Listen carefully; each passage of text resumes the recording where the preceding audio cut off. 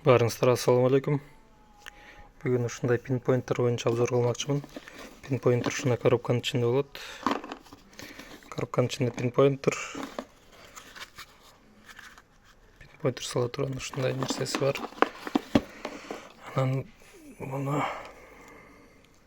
бириктире турган ушундай темири бар. Пинпоинтердин ал жагына батарейка салынат, крона. Пинпоинтер суунун ичинде да иштейт. Мындай деле иштетсе болот. Ал кнопка менен күйөт, басып турса. Иштеди.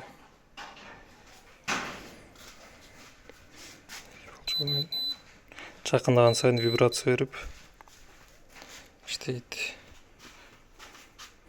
Вибрация жана звук чыгарып иштейт. Жакындаган сайын звук көбөйө берет.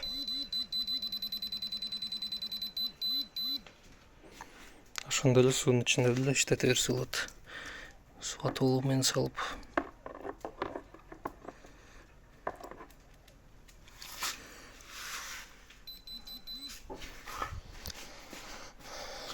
Суунун ичиге темир салып туруп,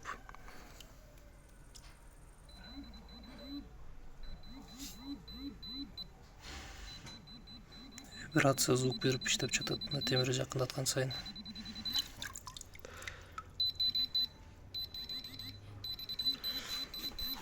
Кээде ушинтип вибрация түшпөй калат, ошондо могу экинчи кнопканы басып койсо перезагрузка болуп калат экен.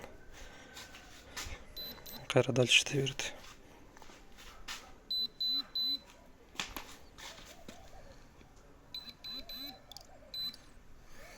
Кайра кнопканы басып койсо, басып турса өчөт.